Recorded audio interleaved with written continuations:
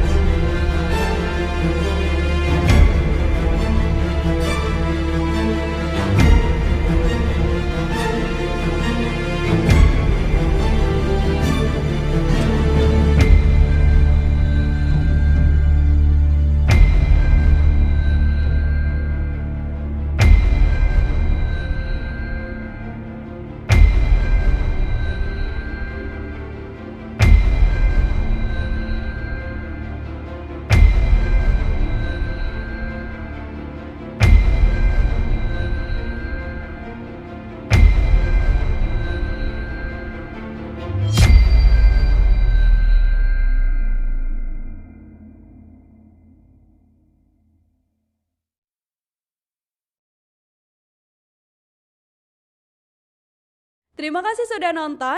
Jangan lupa like, subscribe, dan share ya.